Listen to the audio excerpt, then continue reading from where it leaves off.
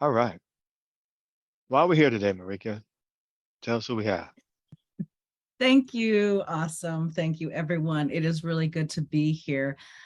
So we were invited to participate in a series with the Stanford Social Innovation Review at the invitation of Ford Foundation and Michelle Shevin. And we wrote this article called Co-Powering an Emergent Horizon of Public Interest Tech.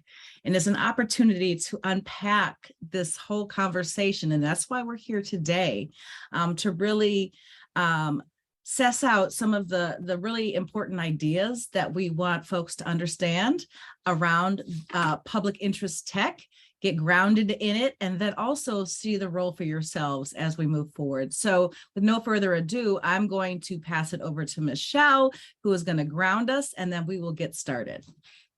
Thank you so much. Hi, everyone. My name is Michelle Shevin. I'm a senior program manager at the Ford Foundation. I sit on the technology and society team, and I work on a special initiative that we call the Public Interest Technology Catalyst Fund, which is dedicated to building cross-sector collaborative infrastructure for this field we call public interest technology.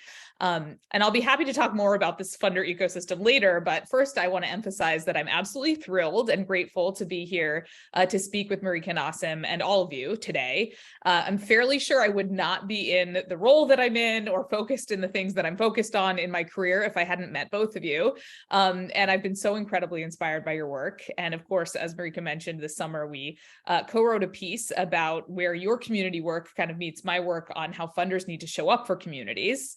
And I want to invite, you, Marika and Aasim, to kick us off, our fearless hosts and leaders, and tell us the story, briefly about the Joint Powers Agreement in Ramsey County and the JPA dissolution, where things are now in the Twin Cities, and really your sense of where things are in communities across the country that are beginning to maybe newly resist being sort of acted upon by these technological tools, and rightfully, I think, claiming a lot more agency in how tech-enabled futures evolve at the community level.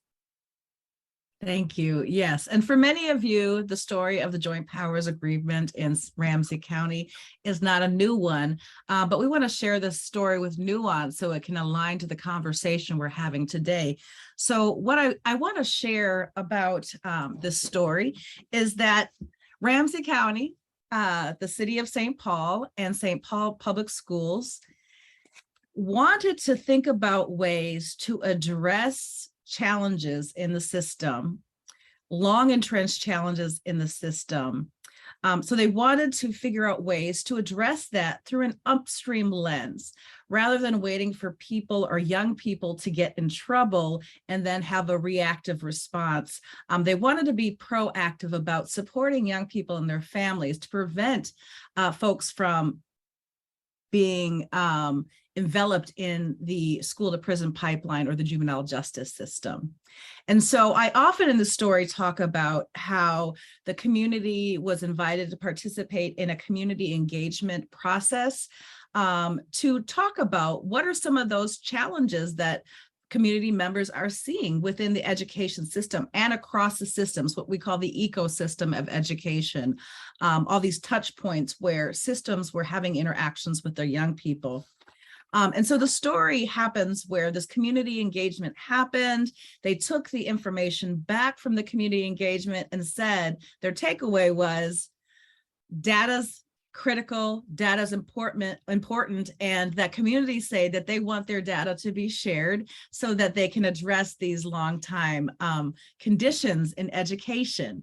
And that is where the story takes two different paths. Originally, the community really was invested in, we understand the role and data as a tool, and we know it has its place. But that conversation went from data to data sharing across systems, and systems that have traditionally had racialized harm against communities of color. But today in this telling of the story, I think it's really important to really try to position ourselves in the shoes of the system, and that they were looking for efficient and effective methods to address a deep-seated problem of young people going along the line to the school to prison pipeline. And so their intent was really good. Let's cooperate. Let's work together with all these folks that have touch points with families, whether it's foster care, child protection services, public health, the sheriff's office, the county prosecutor's office. All of these systems had an investment in supporting young people not showing up on their doorstep. And I should not say showing up, but being pulled to their doorstep. And it was at that point that these systems engaged with philanthropy. And philanthropy was really enthusiastic about supporting this model and saying, you all are above, already in front of the fold. You're engaging community in this process. We're going to give you some money. We understand that this is going to be a big project. And so we really want to think about what type of investment can we make. And this was from a local family foundation that had relationships both with the systems and the communities.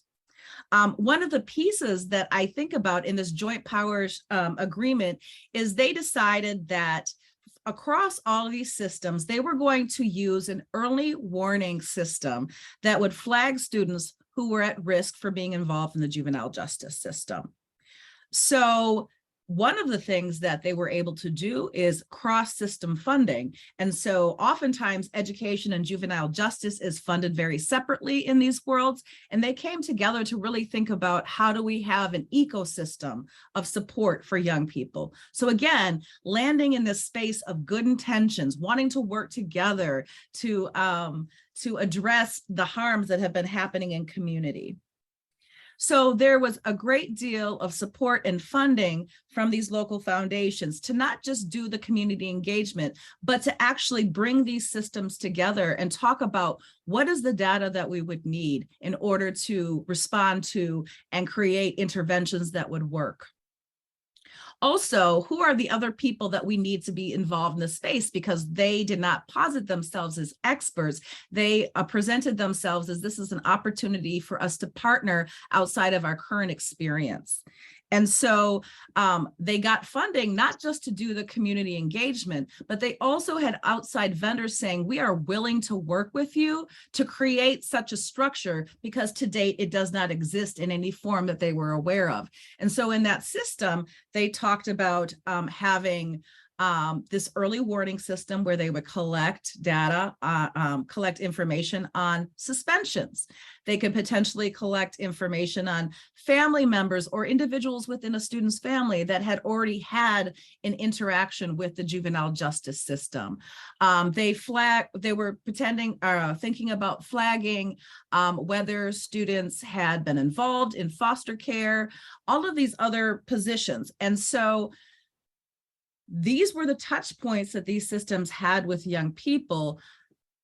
The gap in that analysis was that how these systems have worked with communities and how the young people show up in the systems did not account for the racial harm and the historical harm that had happened across systems, particularly the education system, knowing that in Minnesota, 43 school districts, the year they came up with this plan, had been identified for discrimination and out-of-school suspensions. So they're proposing to provide a solution by identifying or flagging students who would be at risk for being involved in the juvenile justice system. And yet they already had a flag on their name simply because they were a Black and brown student in the Minneapolis or the St. Paul public schools. So I think as our funders and our supporters of these projects were really open to thinking about how do we actually come into contact with these families. The other thing that I want to say is that, so the funding that this initiative presented was not just for the community engagement. It was not just for the development of an early warning risk system.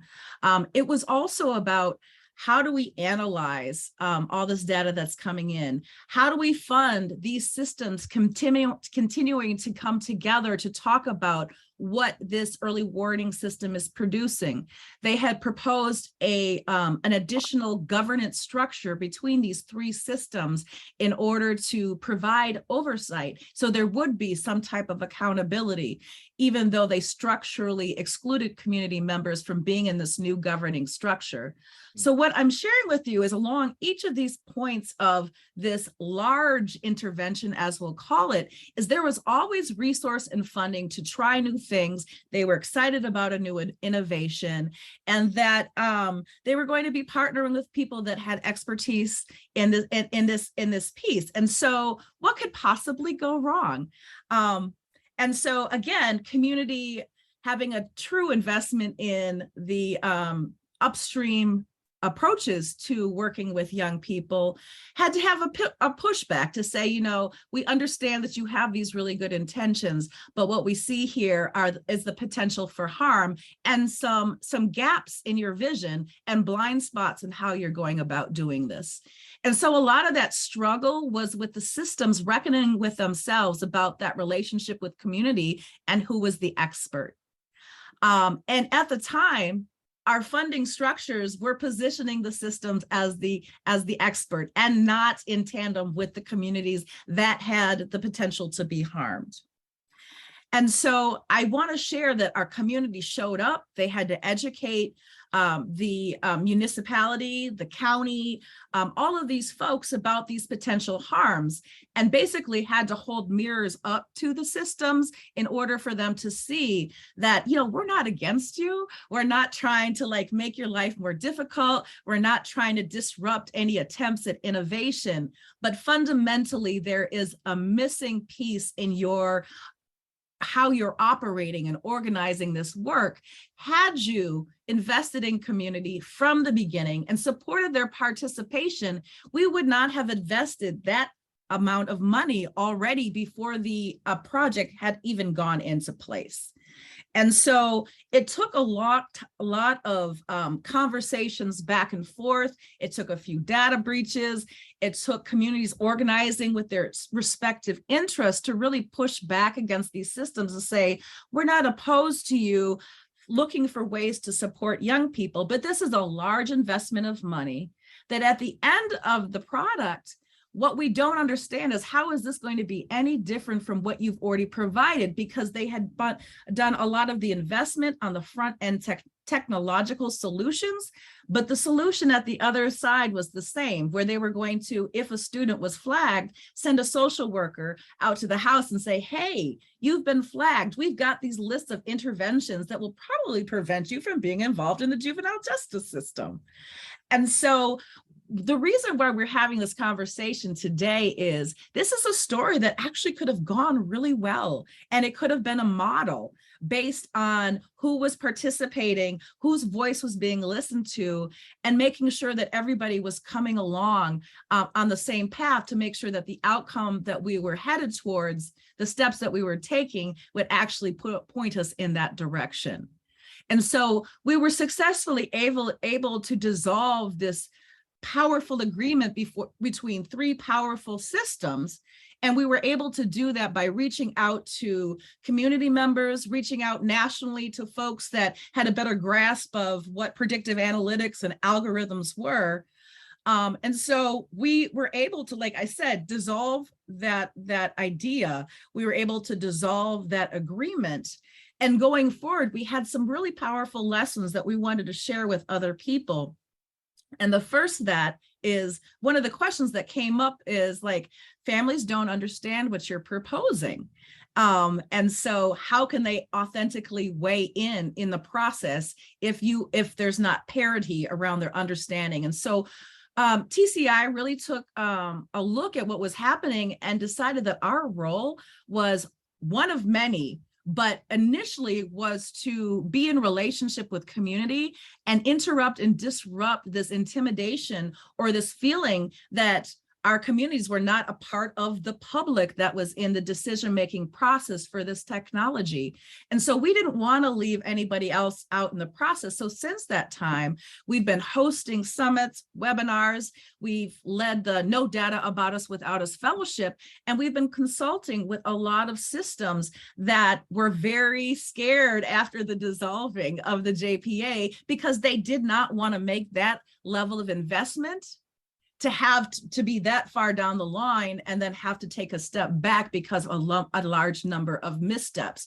So it's a lesson about how we engage. It's a lesson about how do you really distribute resources in order to support systemic change, and then who are the experts in the room in order to actually see that it is a viable and livable change that impacts positively young people without further criminalizing them or setting them up as at-risk people across these systems. And Aasim, I know I did a really brief overview of the JPA. I might have missed out on a number of points, but I would love for you to share your perception of how the JPA went and the lessons that we learned from it as well.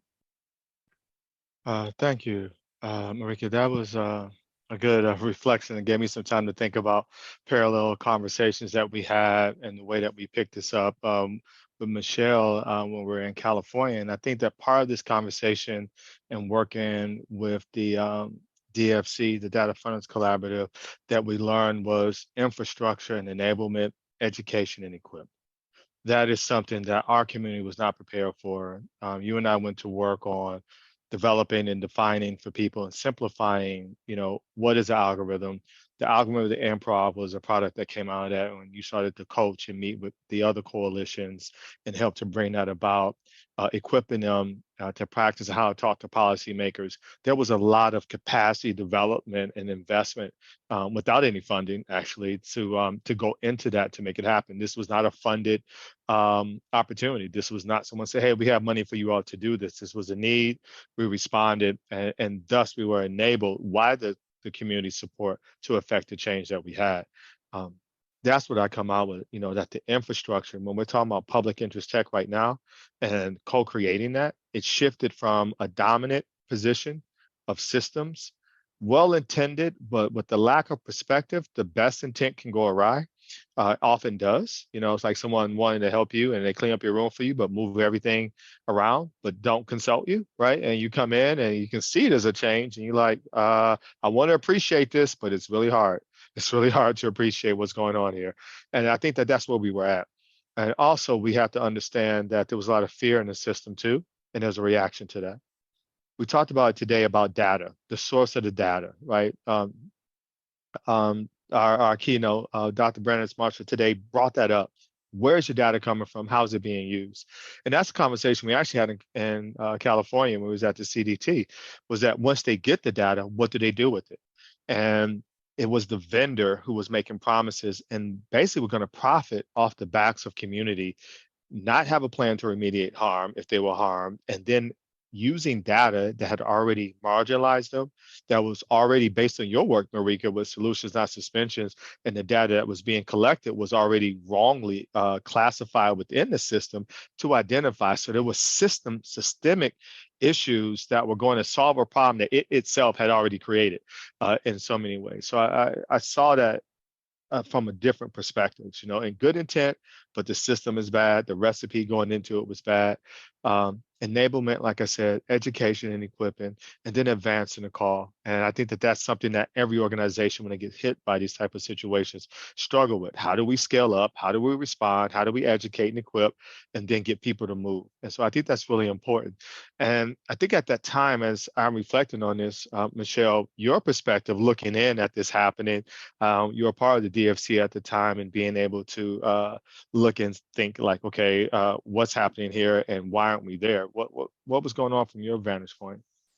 Yeah, well, thank you for sort of like retelling the story. And I think it's so important because from my perspective as a funder, which tends to be, up here at 50,000, 150,000 feet, like actually what you experienced is so unique. There's so many unique aspects of what you experienced. And Marika, you said like, this could have been different. This could have been a model. Like it is a model because It's It so is, yeah. unique that a community is like gets, has the visibility and the engagement and is ready to push back against something like this. So often what we see with these, either the building of data infrastructure that enables this kind of use case, or when it's particular kind of use case gets proposed, it's very much behind closed doors, 25 lawyers duking it out from different agencies. They're not engaging the communities who will be impacted by these issues because they see this as procuring a technology that will make their operations more efficient. It's not seen as a surface area for public engagement. And so that's really the shift that needs to happen, and that you've so effectively modeled, is that actually there is an incredibly important role, there's a central role, there's a leading role for communities to play in this conversation as this sort of data-driven transformation proceeds, across the country. And across every sector and every industry and even around the world. Like, there is a central and leading role for communities to play in this conversation. Nobody understands these problem spaces, the school to prison pipeline, whatever the problem space that you're looking at is, nobody understands that like the community who's impacted by it. And so as a funder, what was so incredible about learning, your story and the experience that you had just been through was, here's an example of a community that was, first of all, had the capacity to organize itself around this issue, which is unique, and funders should be fostering and cultivating more of that capacity. But you happen to have this like very rigorous, very robust long-term community engagement process happening. You had leaders like yourselves who were in place and actually ready to respond, right? And so you're ready to engage on a spectrum of resist, refuse, revisit, re-engage, and reimagine what the actual problem space looks like, and therefore, what the proposed solutions should look like, right? Like, let's not put the technology innovation, the novelty of like, oh, we could do a predictive model. Like, let's not put the hype in front of what problem we're actually trying to solve, or in front of, the reckoning with the history of that problem. So, but let me back up a little bit, because I'll talk, I'll just, you asked me about the kind of like funder ecosystem and perspective as a funder, and you mentioned the Data Funders Collaborative, which is a coalition of funders, representatives from different foundations that have an interest in data, right? And those could be a foundation that focuses on social justice, like the Ford Foundation, which I'll talk more about our approach. It could be a foundation that's interested in, speeding up like local economic innovation. It could be a funder who's interested in, shoring up educational systems. Lots of different funders are interested in data for different reasons, right? But the intervention of sort of public interest technology, which is the strategy that I work on at Ford, and that of course the theme of the conference this year, is to say like, technology is not neutral, right? These data is not neutral. The tools that you build on top of data are not neutral. And so it's really, really important to have that values framework precede, or a values framework, I should say, precede any conversation about using data. We can't just assume that data is a powerful tool that we should be throwing at every problem, right? So I've been at Ford for about 5 years, but this public interest technology strategy that I'm working on has like conceptual roots going back almost a century. So I'll start there, because I think the historical lens is always really important there, and I'm a nerd. So beginning in the 1950s and 60s, the Ford Foundation and other philanthropies, which I'm going to admit were doing lots of like questionable things at the time, but hopefully one of the good things that was happening was that they were working to build the field of public interest law. And this arose out of a recognition that without specific focus on a set of public interest values, and let's be specific about what those are: equity, representation, transparency, accountability, justice, like without this focus, the law itself was being applied in ways that benefited some people more than others, often corporations more than people, and in ways that might default to putting, corporate power or institutional power ahead of the public interest. So, and this was systemic. It was built into the structure of how everything was working. And new systems were needed, right, to support movements for civil rights, eventually gender equality, environmental justice, and more. And not to say that those movements are finished, but public interest law became infrastructure on top of which those movements could, grow and evolve. And more than 50 years later, many of us know public interest law is a thriving ecosystem, right? It's a little bit hard to imagine that there was a time before it existed. And it includes, of course, public interest lawyers who fight for people's rights and for rules that protect the public. It includes institutions like the ACLU that sort of work to continually expand the space for justice and accountability on behalf of the most marginalized. And it also comprises a set of norms, right, and values. And so those norms might be around pro bono work in private law firms, or the ways in which systems have to avoid running roughshod on people's civil rights and civil liberties. But in addition to like this ecosystem of sort of institutions and norms, public interest law is like a career pathway for people who are interested in, say, environmental justice or gender equality. It also drives narratives or cultural stories about the way that the law should work and who it should benefit. So why am I talking so much about law? Technology. Law is a technology. And so public interest law actually broadens the aperture. Public interest technology broadens the aperture to say that, technology is just the tools we used to pursue the future, right? Part of what I like about the public interest technology approach is this focus on leading from the communities that are most impacted by technology change, and this focus on starting from values. And the nice thing about values is if we can align there, it can cut through things like political difference and maybe profit motive. So these turn out to be, relevant connection points across sectors, across disciplines, across contexts, across communities, right? And we can talk about what they mean differently in different contexts, but still we can still endeavor to uphold them. And so, it's easy to say like, yeah, public interest values, of course we should be prioritizing those things, but it's important to recognize we actually don't see them centered in sort of status quo or business as usual approaches to innovation and progress, right? So instead we see what I would call neoliberal or even colonial economic values like growth, efficiency, and profit, market domination, right, being prioritized by default. And this is important not just because this default values framework is really at odds with the way we now understand how the world works and how progress actually happens, which is through interdependency and collaboration, but there are real trade-offs at stake, right, that matter for people's lives today. And so critically, this public interest tech field, complicates the framing of just say like tech for good, and always starts with asking good for who? So this power analysis, right, this commitment to justice, equity, diversity, and inclusion are really central to the approach. So we never assume that a particular tech or tool is pro-social or inherently good, but we're investing in a set of approaches and in the inclusion of a set of perspectives that can really clarify trade-offs between different technical, legal, and governance mechanisms in practice. So rather than like moving fast and breaking things, which we heard from Dr. Marshall this morning, is not the way, and that ethos has really been toward growing new profits and power for a few. We really want to build a framework through which technology innovation can more readily contribute to real collective progress for everyone, right?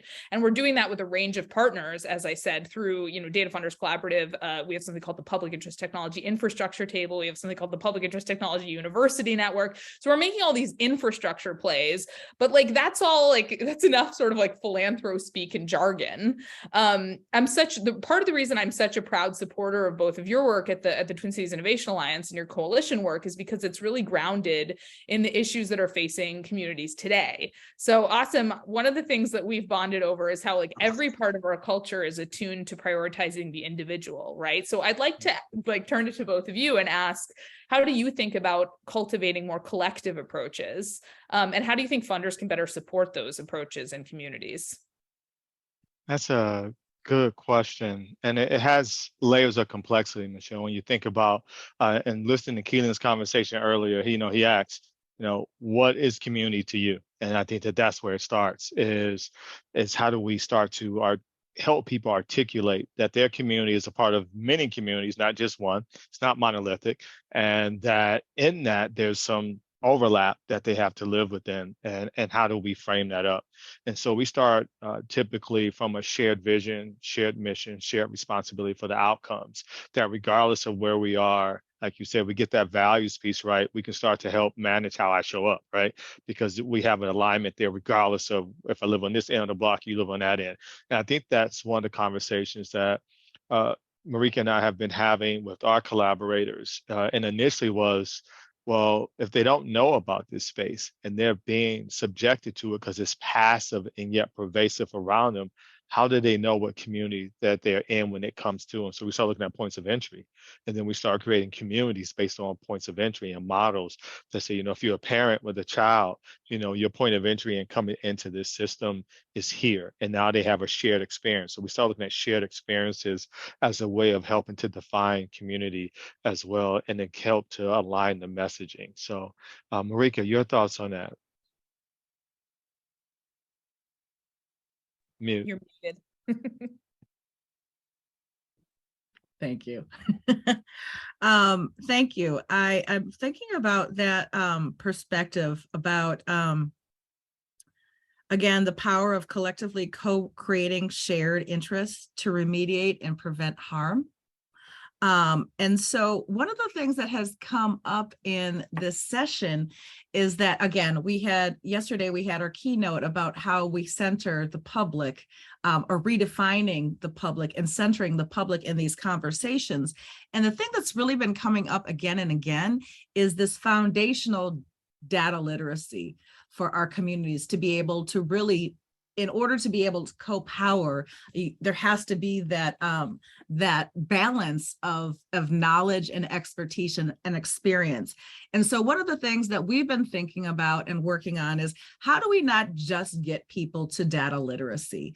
Because that's an end goal that, to me, doesn't resolve the issue. And so our goal is to have people be in a position and the place to actually understand, construct, be in a space with others without being intimidated, to really be able to vision what these solutions might be. But then it's getting them beyond the data literacy and getting them into the role of thinking of themselves as data agents and as communities that have data agency. And so that this co-powering is really, it's starting at both the grass tops and it's at the grassroots, making sure that the two meet in the middle in this process. So co-creating towards shared interest does actually remediate the harm. And half of the harm is like flagging when harm is happening and people being able to perceive and receive what is happening. And so again, TCIA's role is really equipping people with the language so to fully participate, push back, say or no, or engage to prevent that harm. That's a good point. Yeah. I'll go right ahead. No, please. Just really quick, I'm saying that's a good point, because part of it is about the ability to envision what you want. And that's something we spend a lot of time on. We know the inherent traumas. We anchor to history, and then we have to work to make this accessible. The vision is yours, and then collectively you contribute to the collective vision. And sometimes the way that we have a few narrators right now who managed to hit the $1 billion mark, who dominate the narrative of how this technology can at least save them, because they can go to Mars or some other place and maybe colonize the moon. Sorry for the tangent. But back here on the planet Earth, we still have to live with this, and to enable us to see that vision as a part of a positive and what we can contribute. And that is a journey. It takes a lot of creative muscle when so many communities have been feeling the pressure and they share in that trauma. And when they come together, that becomes a blocker to their ability to envision what is positively possible and their sense of agency, or our sense of agency, and allowing that to happen and co-creating that space, as Marika said. So I just wanted to make sure that collective is in that. We're creating and co-creating that future. It's not for a small few to dictate it to us. And just, oh. No, please. I was just gonna say, I love just to respond. Yeah, that collectivity is important in community, but it's just as important in systems, because one of the things that we came up against in that JPA is that the individuals with the system did not want the association with the harms of the system. So they kept on saying, that's not us, that's not us, that's not us. And so if you are in a position of power within a system representing the resources, that distinction cannot exist between I'm an individual in a role and the system writ large. And so just as we are making sure that we are, as a community, really thinking about how to address this collectively, I think systems need to engage with their people so that they can see themselves in that role. So they're not being defensive personally, where the system is actually coming up behind them with that harm. I'm gonna just add to that, Yeah, go ahead. just briefly, and then transition. I think the key that I hear you saying, Marika, is that just like every member needs to know that they're part of a community, individuals who manage and advocate and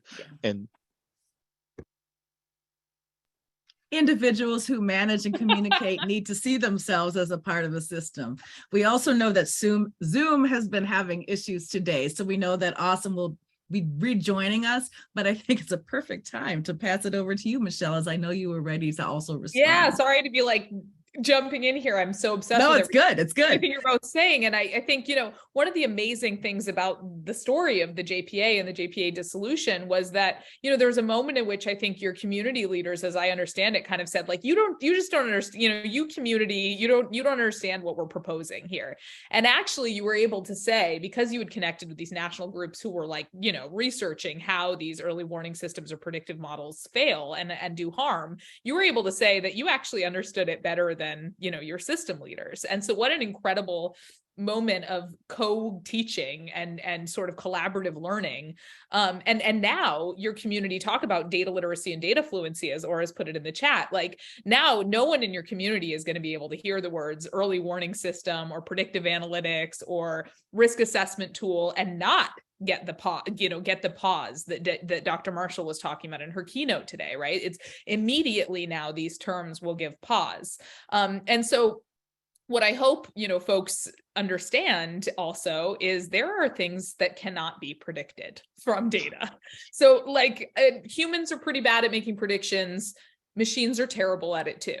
So even though I understand the excitement about data and AI, and many of my funder colleagues are excited about data and AI, I'm also really motivated to cut through the hype here, because the idea that if we just had all of the data, which of course you would need to create a total surveillance ecosystem to get all of the data, but if there's this idea that we just had all the data, we could predict anything we want, it's frankly ridiculous. It's been fully disproven, right, by computer scientists like Dr. Arvind Naranayan at Princeton, who researches the limits to prediction. So if we let go of that fantasy that these tools, AI, machine learning, whatever you want to call it, predictive analytics, if we let go of the fantasy that these tools can deliver predictability and optimal planning for everything, I'm interested in what that actually opens up in our imaginations if we accept that the future is unknowable and yet also a product of our collective actions, right? So not something that's delivered or determined by technology. And I want to, and actually, if you'll permit me a short tangent here, Dr. Marshall in her keynote earlier today talked about the common myth that data is just numbers and algorithms are just math. And honestly, I've made the mistake in the past of implying that, I think, because mostly because like when you contrast what these tools are actually capable of doing and contrast that with the hype around them, you very quickly want to say, like, there's no magic here. There's just some dudes in Palo Alto, like fiddling with spreadsheets. Like, let's remember that these tools are promoted as like world changing, but they're actually world reducing, right? They're flattening reality. They're shaping the world into something machine readable. And the effects of them aren't something transformative. They're usually just making things a little bit faster or less expensive, or requiring less human intervention. In a lot of cases, the hype around these tools ties back to this like desperate attempt to keep making money and climbing a growth curve because we're having trouble imagining a world that's not centered on economic growth and consumption. So like if we can like demystify that that's what these tools are actually about.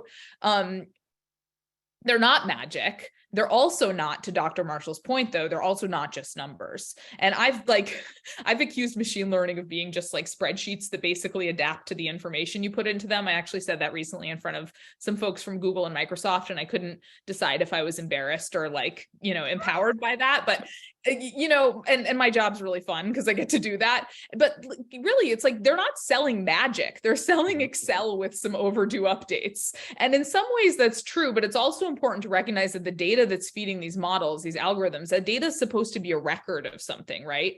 The record. And this is where data becomes dangerous because data can tell a story even with us barely needing to fill in the narrative, or data can be fit to any narrative we'd like. So just That's like any technology, it can be used for many different purposes. So a danger when it comes to data is that we're not being thoughtful about the stories we let it tell, right? Or we mistake the sort of linear story that the data suggests for the only reality that was present, when in actuality, reality is layered and complex and nonlinear, right? So with machine learning, we've proposed to sort of project that story about a simple linear system into the future as a plan. So through technology, this data, which is just a set of information about what happened, so necessarily a reflection of the past and a limited one at best, becomes the plan for the future. So like, just to sit with that for a second, because this is not just like uncreative, it's not just regressive, it's a direct replication of the past, programmed into the present in a way that leaves no space for alternative future possibilities. It's a flattening of the future, right? And by the way, it's clear this technology, machine learning, predictive analytics, automated decision systems, AI, if you like, these tools are not just like, they're just not accurate for making predictions about people's life outcomes or their emotions or many, many other things. They're not even that powerful of a tool. This is not advanced general intelligence. And frankly, in my opinion, we're not even headed in that direction. So like Ali Al-Khatib talks about street level algorithms that impact our daily lives and decisions. We're risking taking these limited mathematical representations of the way reality was in the past and programming our future in their shape, right? Like what could go wrong? Like Marika said.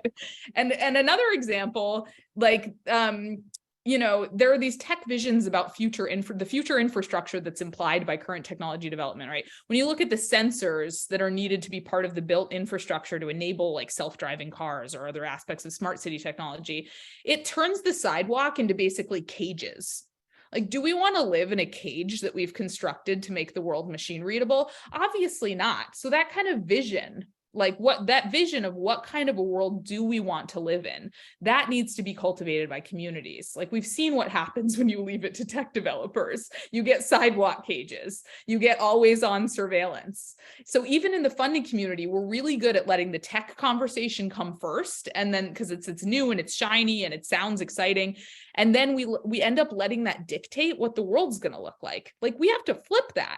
Like we have to work backward together from the vision of a future we'd actually want to live in. And by the way, that we'll be able to live in because it's not impossibly hot and dry. So that's my rant for today. Thank you for letting me rant. And on that topic, I want to ask you both, and particularly Marika, you as one of the most talented people I know in terms of how to cultivate communities that can envision and articulate that vision of a different future. What are some of the ways that you've been able to do that?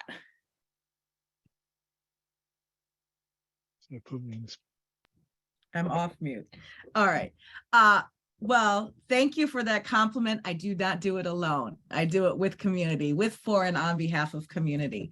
Some of the ways that we are trying to reimagine that future is, again, going back to the simple fact of, even in conversations today and yesterday, about people's fear of what they can contribute, or fear of thinking what that future is, because everything is often set in this dystopian world that it's too late, it's too late, it's too late. And so one of the things that we kept talking about when we were engaging with the community is that you have a critical role in this space to carve out what's next. And that it doesn't require you to have the language, it requires you to have the open mind and heart to just take that risk and say, this is what I'd like to see for my community. This is what I'd like to see for my young people. And then also being open to receiving new approaches to getting there. And so I feel like the relationship with community and these emerging technologies is one of a dance. Aasim likes to call it a feedback loop. I like to call it a dance of where there's this exchange, and it's a reciprocal exchange.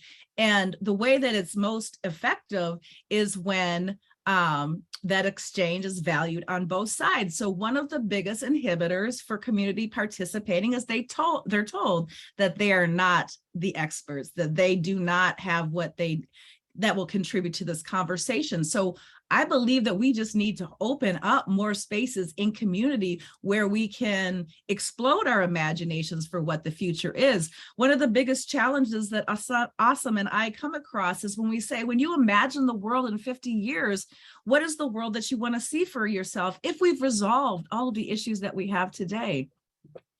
And the ability to set aside what is and what's weighing them down really prevents us as a community for pushing towards that long arc of the future we want to build for ourselves. And so I think we need to practice imagination as an everyday thing. And I know that Aasim also has some really good insights on how to think about that forward thinking and using the imagination of our community to actually inform what's happening in the present today. Well, thanks, Marika. And I'll be brief because I know that as we transition, there's a lot of positive comments out there. I anchored to a quote by Albert Einstein that imagination is more powerful than knowledge. Knowledge is concrete, it's historical, and it always maps back to itself, right? And I think that as we cultivate that within our parents and within our community, and within our children that are coming up, that we can say this is the concrete reality now, but can you imagine? Can you imagine?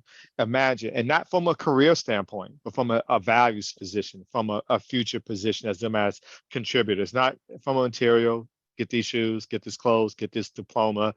Imagine the world that you're creating. Imagine what this would be like if, and let them own that and work with our college students the same way.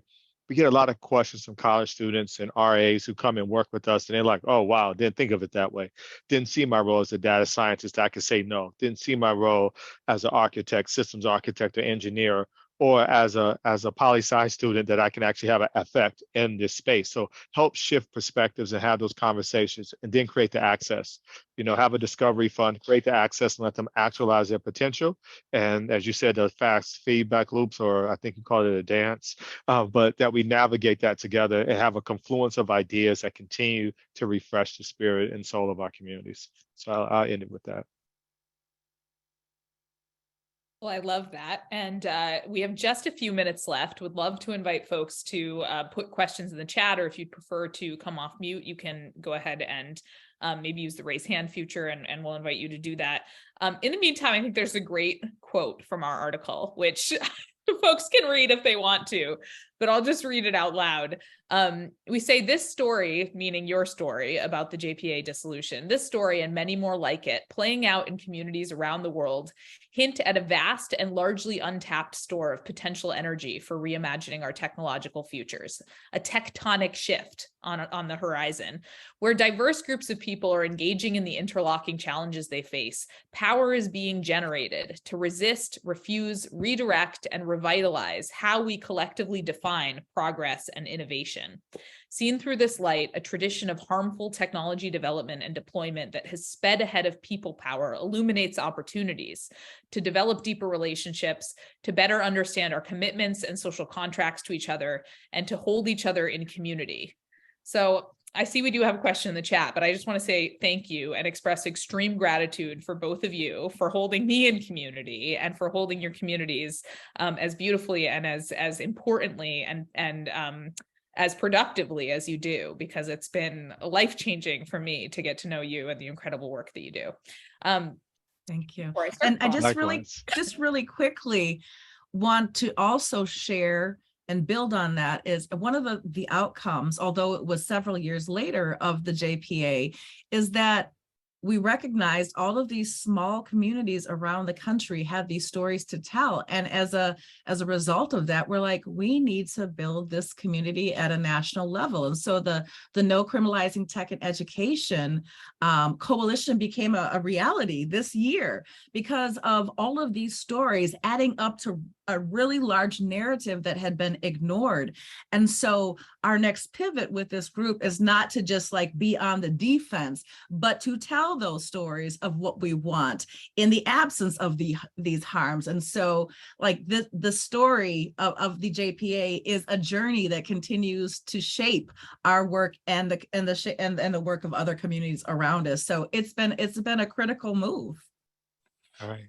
Thank you, Marika. I just pinged Angelina, and who has her hand raised. And Hi, yeah, I'm right on track with what you just said, Marika, that what I love about the about your experience and what happened there in St. Paul and how it's kind of informed this this rolling ball of like snowball, there, that's what I meant, snowballing, for me is, thinking about how it places more value on what we know to be true in practitioner world of building those deep relationships over time and the importance of community, you know having strong leadership structures and spaces where this kind of engagement can happen. And those kinds of spaces to me feel like after COVID we are in a place where we're defending those spaces for what they are going to achieve.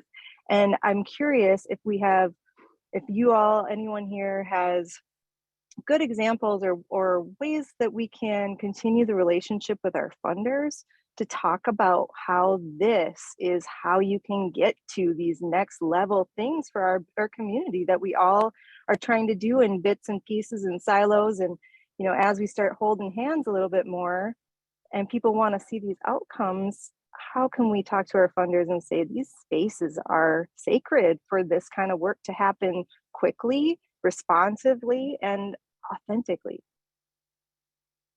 Well, it's such an important question. And since you mentioned funders, I will take a crack at it and then would love to hear Marika and Aasim, your hard-earned wisdom on this as well. A funder is looking, unfortunately, for outcomes. I say unfortunately because we need many more funders who are willing to invest in infrastructure, willing to provide flexible and long-term general support to groups that are just doing the work, and not expecting that to lead to the particular outcome.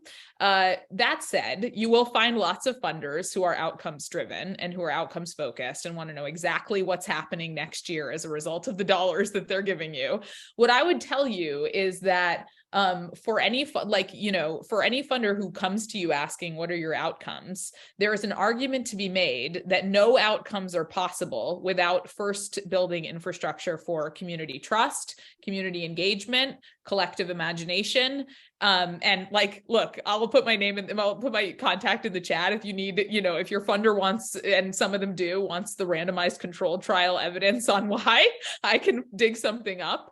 But, I think you'll find that funders, even the most outcomes focused funders, are aware that we have a crisis of civic space in this country, in this society, in this century. And we need to do everything we can to shore up civic space. And civic space meaning our capacity to engage as community members, as the social sector, and as public systems and institutions. We need the capacity to be in community with each other and to build those bonds, to build social capital, to be with each other either in person or through careful, well-facilitated virtual spaces like this one.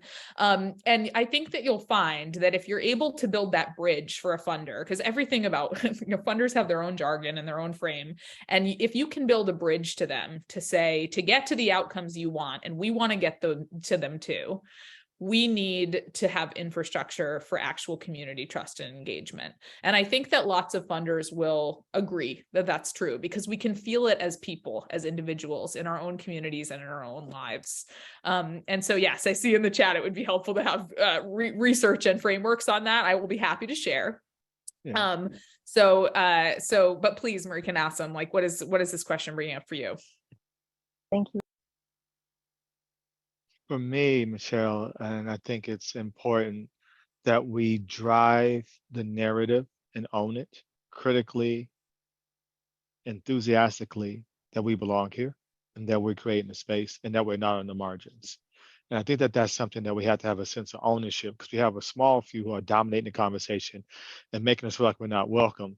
And we have to reassert that we are welcome, we are at home, and then continue to push that out and back it up, that this infrastructure is required for us to be successful. We can mitigate a lot of harm that we don't have to react to in the future and just say, oh my God, these disparities are so big that we can't possibly solve them, when we're at this inflection point where we still at the crossroads where we can start to put the framing now and equip people, educate them, and activate them. So Marika, what are your thoughts on that? It's a both and. So we were not funded to fight back against the Joint Powers Agreement. We were not funded to launch the No Criminalizing Tech in Education Coalition. And I look back historically and think about movements that were made. It was not based on the funding. And so there has to be a balance of what can we do collectively that is not going to be able to be funded, and create those outcomes, because when you do get to that position, there is a different type of relationship that you can have with philanthropy and funding, knowing that is not possible for everybody. But where can you start in your community that does not require that great deal of funding to make a spark happen? Because I think just as outcomes are important, I think visibility is important for philanthropy as well. And so having all of these little pieces showing up in the community piques the interest of many of the funders that we've been trying to build relationships with. And also knowing that it takes a significant amount of time to build that relationship with philanthropy, so they can trust that they can ask you the questions that don't show up in their applications, or what they have to describe and answer to for their boards. And so just as the relationship that exists within the community, I think there needs to be more of that relationship building over time in relationship with philanthropy, to make it something that is useful for everybody. I want to add one last aspect to that. Michelle, we need people like you. They need more people who are advocates and understand the role and are able to understand what it means to invest in a discovery fund, have an impact fund, and how to align to say, hey, this is going to take some getting to learning, given the technical support to help enable organizations and community members to be able to reach that bar, so they're not intimidated by what they're going to encounter out there. There's a lot of perceived, and I think structurally it's been put in place, intimidation as you start to move towards, oh, I'm not smart enough, I don't have the degrees, everyone, and you have to feel like you belong. And you funded and invested in TCIA, our mission and our work in the communities that we serve, to have that impact and build that infrastructure, work on demystifying the language and help us become better storytellers. And I think that that's really important, that most funders, when we come in contact with them, we haven't gotten funding sometimes, but they gave us something because they couldn't understand where we were going. And they're like, well, it's not like advocacy, and it's not what we know. And it's like, right, okay. And we got to get better at letting them know this is what you know, it just shows up differently. So just want to say thank you for that. That's exactly right. And, like, cultivate your funders to be better funders for you. Also, like, tell your funders what you need. Tell a funder who's interested in you but doesn't quite understand the value proposition, help me figure out how to build a bridge so that you will understand this. Funders, like, there's a weird power dynamic in funding. I do my best to flip it within my own individual grant relationships, but like, the power dynamics are there. Nobody's ignorant of them in philanthropy. And I would say that, your best funders are going to be people who are motivated to flip that power dynamic. But in the meantime, a philanthropy's job is to give out money. And so don't come to them thinking, oh, like, please give me your money. You're doing them a favor by giving them a good thing to invest in. So you just, like, walk into any conversation with your funder knowing, like, you're ready to do them a favor. Because and that, like, even that mindset shift can be really meaningful, because you want to be in a partnership relationship with your funder, not in a, transactional relationship with your funder. So there's just like there's things that you can do to cultivate that, even though funders are not, most of the time, I think, not going to be showing up ready to support you in the way that you want to be supported. I am seeing more questions in the chat, and I wish we could keep talking for hours. We do need to turn it over to Marika and Aasim to do their closing, which maybe we'll hit on some of these themes. I will put my name in the chat, or my contact in the chat, if anyone wants to keep chatting as a follow-up. But I think we've spent a lot of this fireside chat, which I've loved, focused on that long-term future visioning, and what does it look like to cultivate the capacity in our communities, and as funders help to cultivate that capacity to be visionary in collective imagination. So any final words, Marika and Aasim, as we turn it over to you to close us out for this year's D4PG? Anything that's like you're resonating on or meditating on in terms of that long-term future vision?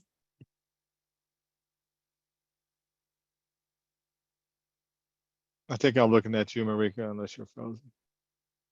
You're on mute. I'm looking at you. Awesome. Oh, okay. I guess I should go now. So then, as a mission and something that come away with the journey to get to this D4PG was a challenge this year with all the changes that we had in our environment, the political scene, and et cetera, and the hope that is being dispersed by the activities that people see. There were a lot of calls to action when we saw how data could be used when reproductive rights became a target and were repealed, and how information was then being used to target individuals when it comes to data, when it comes to voting, location and geolocation. And that woke the world up, but it scared it. It did give them an alternative of how this should work for them. And so I'm walking away, instilled and inspired with the hope that is possible, living what is possible, deal with the reality as it is, and continue to push and build good relationships to enable the infrastructure and then help us all become architects and public interest technologists, regardless of where we sit at on the spectrum. So that's what I'm walking away with, and I feel really good about that. I will piggyback on that and say that, like, after this year, not only did we deliver the data for public good, we delivered the digital justice ideathon.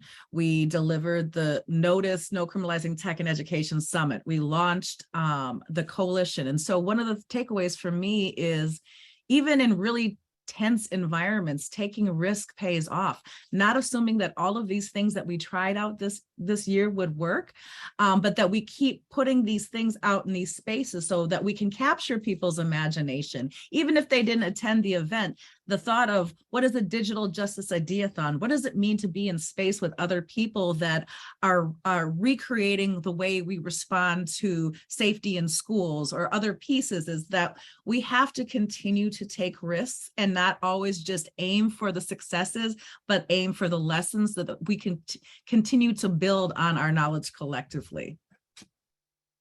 Well, I love that. And I'll just share as final reflection an answer to Aura's great question in the chat, which is, in the tech space in general, an individualistic model is adhered to versus a community model. How do you reconcile these two? I would say that where we are used to seeing binaries in the world, there is actually complexity and interdependence, right? So anytime you hear an individualistic framing, challenge it. Complicate it. In reality, each of us is an interdependent ecosystem. In our own bodies, we are an ecosystem of bacteria, flora, and lots of other things. In our communities, we are an interdependent ecosystem of individuals. So you actually cannot prioritize one ahead of the other. We are interlocked and our destinies are interwoven. So whatever opportunity you have, and every time you hear an individualistic framing creeping into the background of somebody's proposal about what we should do with technology, just complicate it, because it's, in reality, it's much more complex than that picture puts forward. So I think that we just have so many opportunities every day in each of our lives to be taking a power analysis into our work, to be complicating the idea or the supposition that we're, individuals operating in a vacuum, and to be moving towards a more collective conversation about what we want for our futures. So I am just leaving this conversation so energized about my capacity to do that. And hope that thank everyone for being in community with us. And yeah, let's go complicate these conversations. Yes. Thank you. Thank you. Thank you, everyone. See you all later. Got a 5-minute break. 4-minute break. Right. Bye.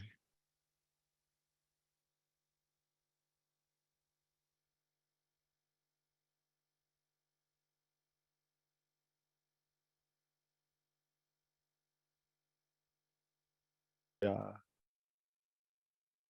we have a line to. So just want to say thanks. Looking at you, Marika. So yes, thank you. We are wrapping up 2 amazing days of speakers, engagement, dreaming, futuring, all of those pieces. And so I really wanted to take a moment to reflect on a few of those brilliant moments that I took away. And again, I just want to keep coming back to this idea of imagination and fantasy and what is a future that a community can create and imagine for itself in the next 50 years. But today's sessions specifically really talked about what is happening in community when it comes to safety and how communities are pushing back through community participatory action research. We talked about how ethnic studies is a form of pushback in spaces that are not necessarily receptive to our students showing up as their full selves. I know that we also had Aura Tanner sharing about what does it mean to engage with our Black Gen Z folks as we're trying to think about not just the future, but their role in our present and engaging them in pushing back against some of these systems and these pieces, knowing that not only are they pushing back, but they are also the creators of these systems that we are now navigating. And so it really is a question of positionality and where we are as individuals and as our collective as we think about addressing these entrenched issues, but thinking about how to frame them in a forward-thinking imagination for our future. What about you, Aasim? Wow, that's rich. That's really rich. I can see that. Look, I think I've said it before. The thread that we weave to get here, the collaborations in this Yeah. point, we worked with Aura in the summertime, right? And really got connected on the journey that she had, right? And was really able to work that together. We met Chelsea on this journey here and was able to bring that to fruition. So what I see is that that confluence of energy coming together and manifesting itself here today for others to see that this work is being done. And that's what I get out of this, is that this convening, that it requires space and for us to be able to hold it as a container, to give voice to the many people out here working in isolation. And this is a place where they can come and get their spirit filled, see the vision, be inspired, and then know that there's a collective community where these conversations are happening and they are accessible. And that's something that I'm walking away with and really looking to cement that as we go forward. So that's yes. How do we carry that forward? How do we do that? Aasim. Well, I think, some of the feedback that we got, Marika, and some of the work that you're doing, we do the work. Part of it is pulling people in, creating the containers. We have the podcast that we're working on this year. Thanks to a generous investment from Michelle and the Ford Foundation, we're embarking on our strategic planning and our communication platform that will enable us to be able to have a broader grasp and reach, and also be able to demystify some of this language and make it more accessible, and continue to work and build collections. Every year we connect with people that we collaborate with here at D4PG. So we got a list of people that you all on this call that we're going to follow up with and work together to find space to come together. So there's a lot of action now. That's a lot of work that's required. What about yourself? The visioning for what's next, I agree with you completely. I think it's also about creating these spaces to get that information out even further. So what I'm excited about is that this whole conference will be able to be carried forward. It will be a part of a webinar series where we can promote it to communities that are not able to attend a 2-day conference. And so that I think that we are expanding that big tent philosophy that we have, that it's data scientists, it's technologists, it's parents, it's academics, it's all of these people in this space coming together to push forward what I'm calling our product, but it's a product that is an invitation to more people to join us in this space. Yeah, that's important. It is a product that's an invitation. The people are not the product. The invitation is, and what we have is that welcoming. It's the illustration that we had that you and I and Michelle worked with the illustrator on. That's a part of our article. That's what I see in my mind. Every now, like I said, I'm gonna make that my screensaver on my phone, because I don't want to forget that we all are coming together with a piece of our tapestry, of our quilt, and we're bringing that together. So I'm really excited about that. So this is where we go. But I think the key here is we. Michelle said it. It's not individuals. it's not TCIA alone. It's we are an alliance, and we work in collaboration with many. This is real work. It is, and it's gratifying work, but it is work, and and we look forward to the work. So yeah. So what's next? I think we got D4PG 2023 right on the I horizon think we here. have a reveal. Do we not have Yeah, a reveal? I think I we think we have a have a reveal. reveal. First time we got ahead of the curve. So wrapping up, D4PG 2023. So save the date, November 2nd and 3rd, in person and on demand. We also have been working locally with Illustrator and was able to get this done on top of producing this event. So would you like to do the honors and do the drum roll? Can you hear the drum roll with the headset on? Oh, I can hear it. I heard it. Yes. All right. All right. All right, let's That's do the great. big reveal. All right. So this is our new brand, and this is our new language of excitement of D4PG going forward, with our leaning into public interest tech and expanding Yeah. the domain of public interest technologists as we continue to explore this domain. And so this is our new logo and our new brand, and you'll see the elements come out as we begin to have conversations that lead up to it, and as we start to anchor into this space as part of the infrastructure, collaborator, and I want to say integrator of these great thoughts and ideas and these visions that we're bringing together. So thank you, and thanks to Ambricia, who worked really closely with the illustrator to get this on and get it out in time. Yay! So thank you. So have you all entered that calendar date into your calendars? November This is me. 2nd. November 2nd and 3rd, 2023 is where you will be with us at D4PG. Yeah. So thank you. What's next? What's next? I think that as we look at this, we want to say thank you. What's next is thank you. Yeah. We thank you all for attending, for making time. Right now, this is this crunch time for everybody. Took time from work to be here. You made time out of your schedules to contribute. And so we appreciate everyone for your contribution to the field and to the energy. And as Marika said, we're going to share this online with others. So for those who could not be present, and then for those of you all who were present, we're going to always look to collaborate and to build and co-create this field. So thank you, Marika. I just want to say thank you. We have people that are attending this conference that have been with us from the beginning when we hosted our first Data for Public Good 3 years ago. So I want to thank you for being with us on this journey as we are actually celebrating our 5th year as the Twin Cities Innovation Alliance. And as we're heading into our 6th year and our third year of the Data for Public Good, we want to be a scaffolding community where you see yourself in this community and you bring your peers and your colleagues in as well, because there is no us without you. The other thing that I want to say thank you is specifically for all of the people that have made this platform possible, whether it's our Kiko team, whether it's Ambricia Fraser, we have our video team, we have Muhammad, we have Chad. I just want to say this is not possible. Aasim and I get to be in front of the screen, but there is a whole team that makes this magic happen behind the scenes to make this as seamless as possible, whether it's answering your questions about how to get into room 11 or how do I navigate the fact that my Zoom keeps shutting down.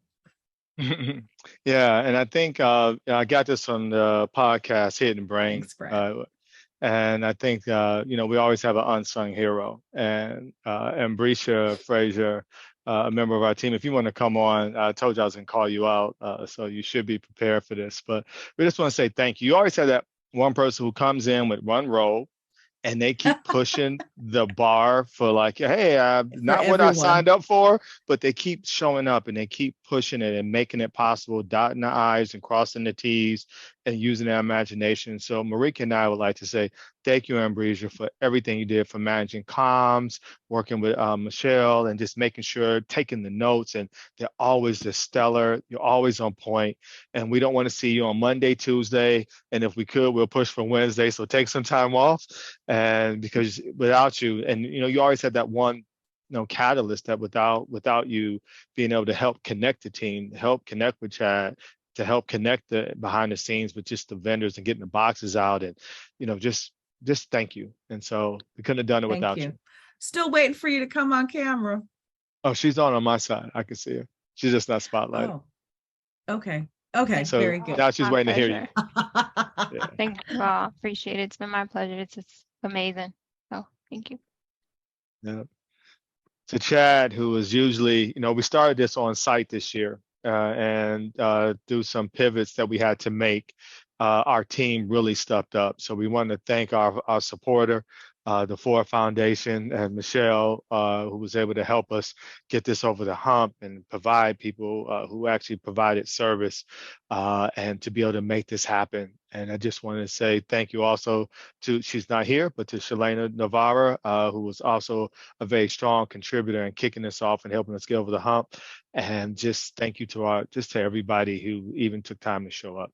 Mohammed, we really thank you. And again, Humdinger Pictures, Chatham Moore, you stepped in and played a pivotal role, from being on site and walking through what we thought was going to be a play-based event at first, and just being flexible and adapting when you're used to being a director. So we appreciate you shifting to support the team, and to be able to collect this content and come back to make it happen. And then to IXC, just thanks for the support.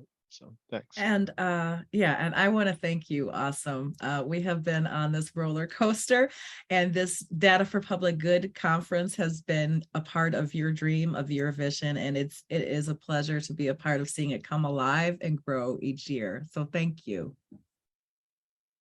Since you wanted to put Ambrosia on the spot, I had to put you on the spot as well. I appreciate that, Marika. Yeah.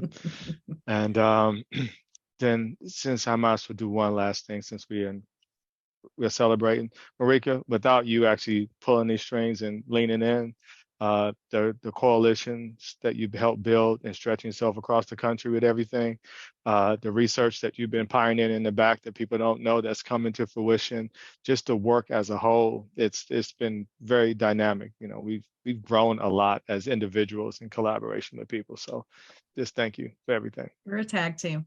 Yeah. So you see, contact us, but most of you all know us. So this is going to be for those online. And so this is because we're also doing this online. So when this goes live, but contact us.